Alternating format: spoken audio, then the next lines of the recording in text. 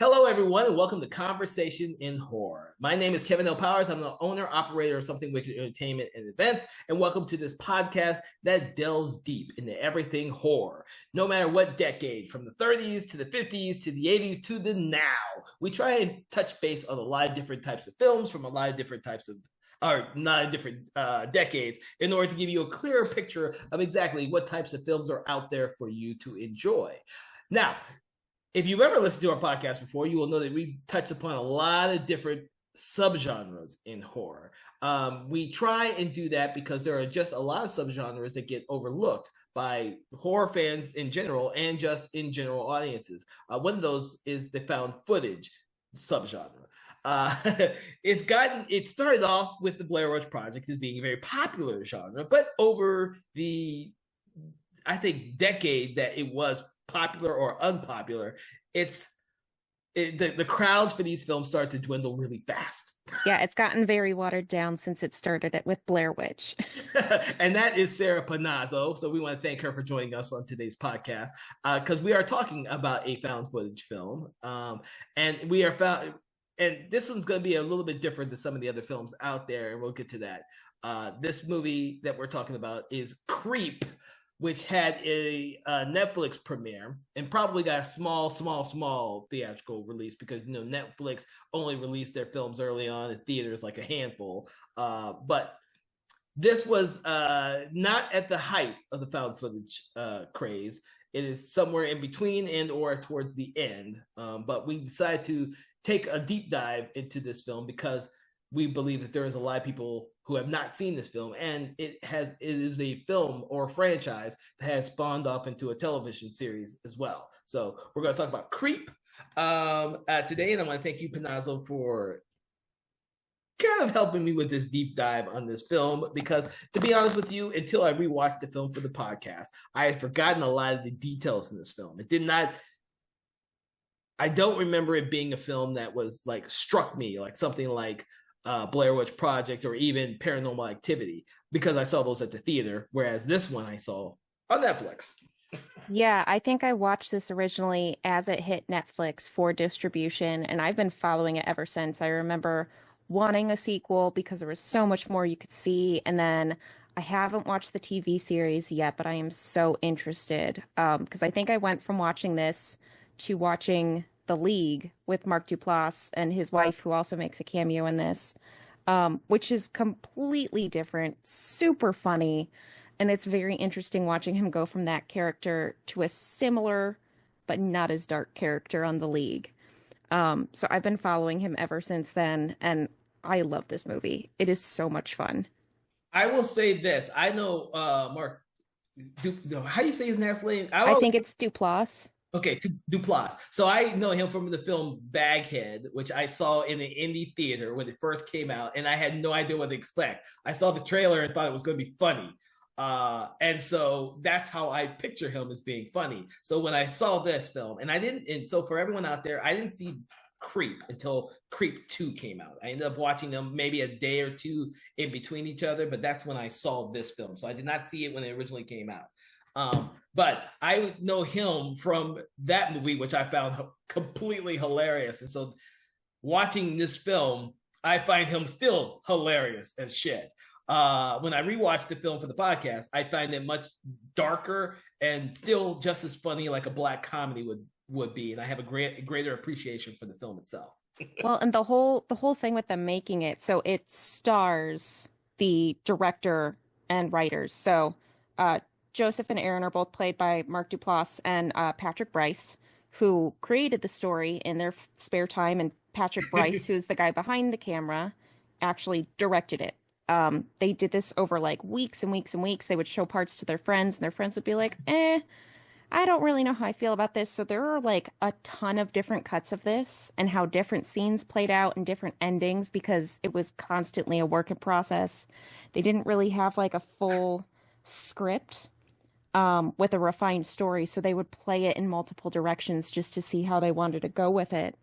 But I love that it's just the two of them. It was like $500 altogether. and then just their time and devotion to it. And it really shows because it's such a phenomenal thing. I mean, even in the end credits, they like thank the little places where they had lunch at in the movie. They thank the like dollar store where they got the mask from. And it's just unbelievable. So that's I did not know that the director is also the other guy in the film. The thing I liked about this film when I just recently saw this is the fact that it doesn't start off with Mark's. What is Mark's character? Joseph.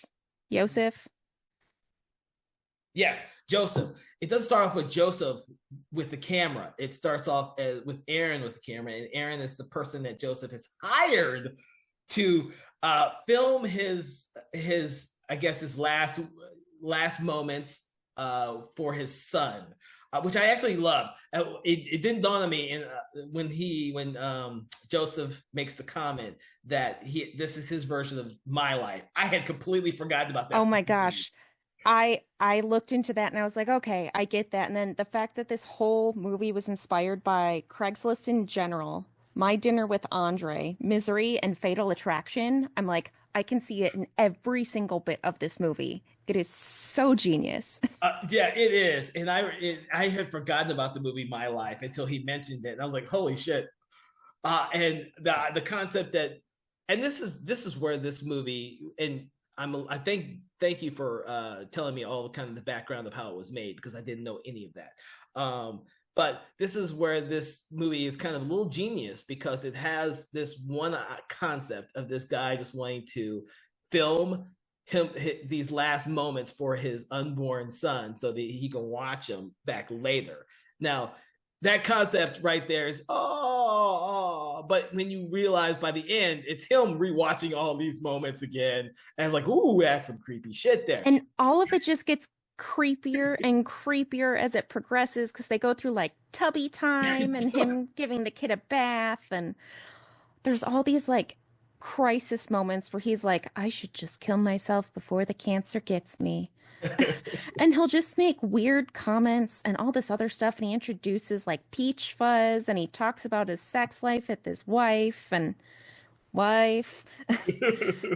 I mean, it's really funny because it's like there were a lot of arguments online of who's the real creep in this movie, the guy who hired him to do these videos, or the guy who's like, I don't know who this is. It could be a single, lonely woman who's looking for a hot guy, and I just need this $1,000. So I'm going to do whatever this guy says and follow him into the bathtub.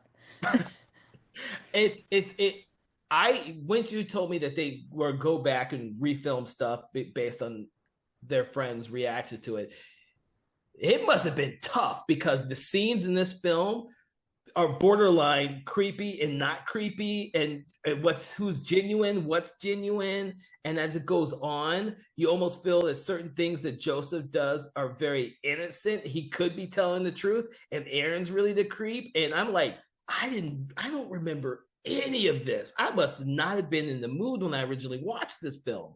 I was like, dude, this movie is really good, because it keeps you off balance the whole Yes, time. it keeps you on your toes the entire time. And like watching it the first time, you don't know who, like we said, who's the creep. Mm-hmm. And then if stuff should be taken innocently or if it's whatever, because like they're going by the lake and he's like, oh, it's a cute little lake. And then he zooms in on the tree trunk with the axe and he's like, huh. And then later on, Joseph is like, when you saw that axe earlier, did you think I was going to kill you with it? And then he laughs about it. He's like, I'm just kidding. I'm not going to do that. But there's Yes. so many callbacks the rest of the movie. So like watch it and enjoy it the first time. The second time, you notice so many little things Yeah, and I think of I just really love. throwaway comments in general that are just little nuggets of gold. Yeah, It's and it such surprises me that what you said is like they were kind of shooting this on the fly and trying to fix stuff as they shot it over the course of a long period of time. And I'm like, really? Because they did a really good job with that. And yeah, that's normally what you would see. Like the only other person I could think of who does that really well, sometimes, not all the times, is Christopher Guest, who did a lot of improv with his scripts with the cast, because he uses the exact same cast for every movie. Um, and well, and he, I guess that's why it works is because Mark is known for his comedy. Mhm. So like being able to go from that funny to, oh, this is kind of creepy, to, no, this is plain creepy, but it's also funny at the same time. I mean, the Peach Fuzz dance and everything else, like, it's borderline creepy and funny the entire movie, all the way up to the end. Just because of how they're acting. It's genius.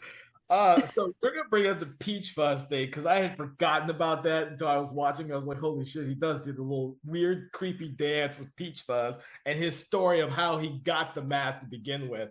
And the mask is so freaking creepy.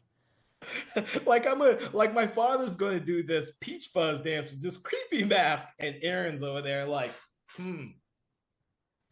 And then it's like weird because then later on you get like a sexual version of it when he's really drunk on like Benadryl and stuff. And then it gets to the point where like Peach Fuzz becomes like the story of he's like, I'm trying to train my next little Peach Fuzz, my baby Peach Fuzz. And then it gets to the point where the end credits, there's like a folk singer singing the Peach Fuzz song.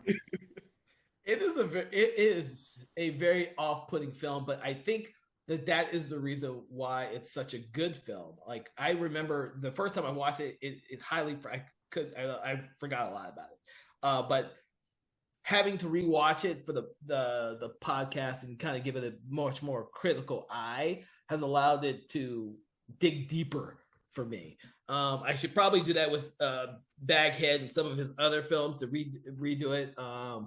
Because I think this is one of those films that utilizes comedy extremely well. Yes. Not only in a horror film, but in a found footage horror film too. Yes. That. The only other film I could think of that uses comedy really well in this type of atmosphere is Behind the Mask. Yes. That's about the only one I could think of. But that one's like straight comedy. It's not even like this could be creepy. It could be, it's straight comedy. Whereas this, like, you don't know where that line is of, is it creepy? Is it funny? Like, it's so creepy and disturbing. It's funny. It's so funny, but it's creepy. Cause like he starts asking him really personal questions like, anybody you need to make peace with before you go. And like in any other, like talking to a cancer, victim, like, that could be very heartfelt of like, okay, well, I'm reconsidering things in my own life. But then like in the whole of it, it's like he's literally asking him, who does he want to be at peace with before he possibly murders him? Yeah. And then there's like lines like, that's what it feels like when you feel like you're gonna die. And I'm like, okay, thanks, bud. There's so many good jump scares in this just because he's trying to like make him jump. So I'm going to add something to this because I'm glad you brought that up. Like, if you wanted to do a jump scare and make it effective in a horror film, this is one of the few fucking films that does it right. I think that the way that that Mark or Joseph scares the shit out of Aaron and Aaron stays because he wants the money is freaking brilliant. I think it's really well. So funny. Cause like at first you're like, okay, he's just fucking with the guy. Like when he like attempts to drown himself in the bathtub and he's like, nah, I'm just messing with you, man. And then it eventually gets creepier and creepier where near the end of the film where it's all from Aaron's perspective of the camera in his house. And like he'll leave it set up and all of a sudden Joseph is standing outside the front door and you're like, this is what this is leading up to. And it's just so well done. It is because normally this is the odd thing about the plot, which I think works in the film's favor. Aaron gets the hell out of there. And somehow, we don't even see it happen. They tell us about it later. But then Aaron is still filming himself. And because he's been so fucked up by his experience with Joseph that he's still filming. And we, as the audience, don't know why he's filming. I don't even think Aaron knows why he's still filming. I think he says that too. He's like, I don't know why I'm still filming, but I'm having like PTSD nightmares. And then he slowly starts getting gifts in the mail that are not really like return addressed, which means that they were just dropped off at his house. And now he's like, okay, I need proof because the police don't believe me. They're not taking me serious. So I'm going to record this. And it just escalates so much further than anything else. Like I said, like you see him waking up in the middle of the night and you see Joseph like outside of the house. There's little things like Joseph was outside of the house, but the front door was unlocked when he went to open it to go get him. And I was like, oh yeah, so Joseph was inside the house, Mhm. which is a very apparent much later. Yes. Um, but yeah, it's just it's so borderline creepy and funny because then like Joseph sends him like a stuffed wolf and he sends him a giant like butcher's knife and he's like, no, you gotta like open up the insides and become this little wolf. And there's like a little locket with their pictures in it. And it's like, that's so fucking creepy, but it's so funny at the same time. Yeah, but the thing is, Aaron, as he's still creeped out, has the nightmares, is trying to get the police to believe his story. He also at some point still believes that Joseph is innocent and just mentally Yeah. And I having mean, even when his Joseph's like wife sister yes. calls and she's like, no, he's mentally unwell and he still wants to believe the best of him and think that he's a good person. And like Joseph calls it out in the end, and like you're sitting there watching the ending, like, why are you sitting the way you are sitting? And you Like, never turn around. why wouldn't you turn around? And then Joseph, it cuts to him watching this video that he recorded so he wouldn't get murdered. And Joseph's like, this is why I love you. This is why you're my favorite. Because at the end of the day, you still thought I wasn't going to do anything to you. And you believed me. And that meant a lot. But And that whole ending sequence is just so comical. it is. It's heartfelt and comical and just really sad. Oh my God. And it's so distracting because you get the mini jump scares with like the chainsaw noise and he's looking around and he's like, what's going on? And then just like the whole like trench coat thing and he like comically walks up behind him and like overextends himself. And it's just it's so cartoonish. Like I felt like I was watching Tom and Jerry or something. You are because he's got the Peach Fuzz mask on. So He you got does. It's Peach Fuzz in a trench coat. And he comes up with like this. It's like when Tom or Jerry comes up with the giant mallet from nowhere. And it's like, how did this happen? yes, and then of course now he even scares himself, which I found hilarious because of the video. Yes. Oh my god. I rewatching the film, and this is where I am always happy to rewatch a film. Um Rewatch a film and learn something new. This film was very effective on the second time I watched it because it changed my aspect of what I had watched, and I actually enjoyed it more the second time than I did the first time. Now, when I tell people about this film, Creep, I'll have a much grander opinion of it because it is such a creepy fucking movie, and now I have to go back and watch the second one now. Before I watched the series. Which the series, I love how they did it because like the ending of the movie is him like kissing his little compilation of all of the Aaron stuff together onto a disc, and he kisses it, puts his name on it, and draws a little heart, and sticks it in his like trophy closet, which is just lined Mhm. with years of VHSs and DVDs and everything else. And like I know everybody wanted like an extension. They were like, okay, what happens next? So like the sequel happens. He names himself after Aaron because he was his favorite. That's his new identity. And then the creep tapes is supposed to be little bits of those tapes that are in that cabinet, Yeah. which I love because by the end of the second one, like it can be very finite or infinite, but going back and revisiting, like, oh, well, he did this with this person this one time and this with this, I think is genius. Yeah, that's why I need to go back and rewatch it now. I'm not gonna watch the show until after I rewatch the second one now. Yeah. Because I want to get caught back up. But it is definitely on my next watch list. Uh, so, speaking about this film, we actually did we go through the whole plot already? It's very brief. It's not a big plot. There is a lot of stuff that happens and it just gets very it's funny, it's unsettling. You see these guys trying to bond and understand each other and like one trying to explain death while trying to tell the other guy how worth it is to live and then by the end it's just like it's really creepy because he was making this video for Aaron almost. And I don't know if you picked up on that because they were going to call the kid Buddy. And Yeah, then but by the time he's sending the videos to Aaron at the end, he refers to Aaron as Buddy. oh, I didn't notice that. And so, I mean, he's got this whole speech about wolves and how they know how to love deeply, but they don't know how to express it. And they're violent. Yeah, And yeah. frankly, they murder things that they love. Um, but he talks, it's all about finding like his own little wolf cub to train, and he's like looking for that person to take the mantle up like his dad probably trained him, and it's there's just so much depth to this movie. It's unbelievable. Which is surprising considering how it came about. That's like, wow. Yeah. And that's what I don't think I saw any of that when I originally watched it. It was only until I had to rewatch it for the show that I actually picked up on a lot of it. And then, of course, with you telling me some of the behind the scenes of how it was made, that adds a little bit more to the actual ambiance to the story of this film. I had no idea it was made for so little money and over such a long period of time because they were trying to figure out how it all works. Yeah.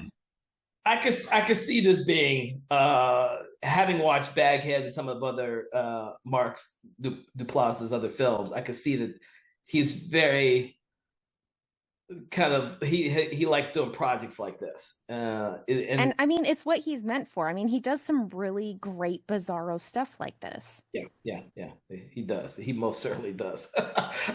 So I hope that when people hopefully listen to this, they will actually seek this film out, not only because of how good it is, but also Mark Duplass and some of his other great projects out there, whether they're his straight comedy stuff or the other horror stuff he's done.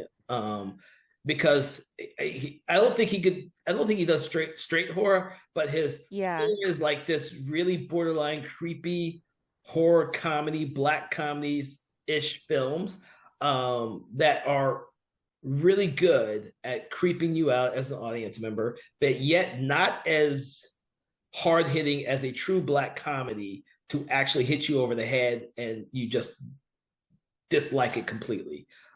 It's not you're gonna feel uncomfortable watching these. They make you squirm. Like there's a whole scene where he's not at the house, so Aaron's just like walking back to his car, and then Joseph shows later like, "Oh, I took pictures of you because I was there. I was watching you." And it's just like little things.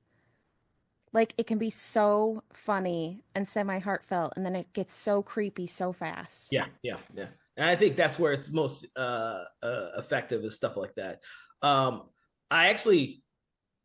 I don't want this to give people the bad or filmmakers the bad ideal of that anyone could go out there and shoot a film like this.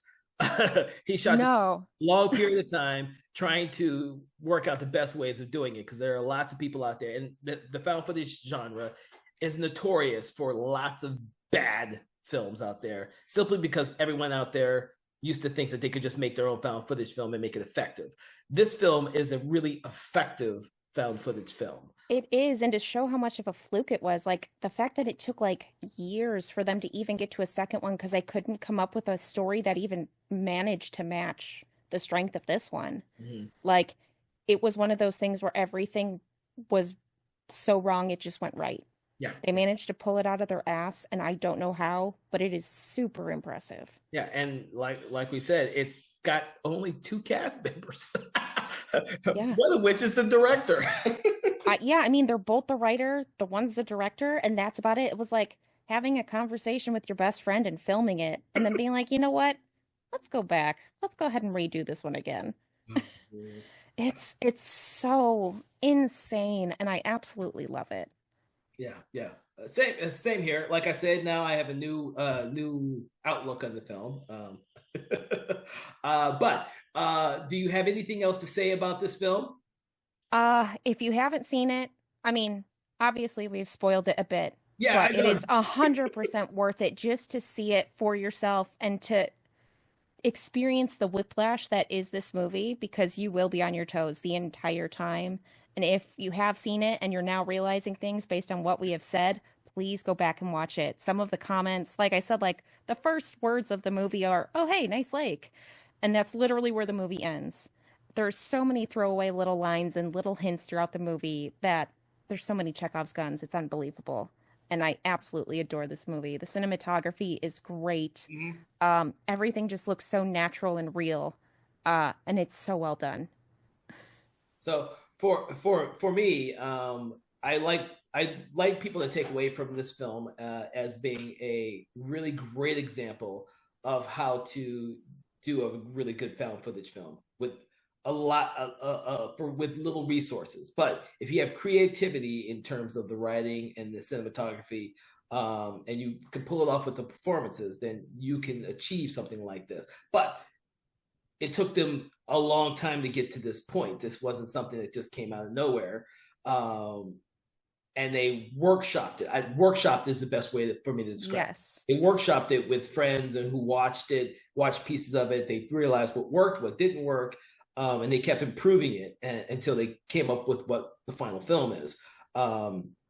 It sets itself apart from other found footage films by how simple it may seem, but yes, because of all the little bits of information and dialogue that's in there that kind of comes full circle by the end, it makes rewatching this film much more fun and much more engaging and much more entertaining, because there are so many little things that is said that you would think would be throwaway, but it actually has an effect later in the film. Yeah, everything has a purpose almost. It's unbelievable how well done it is.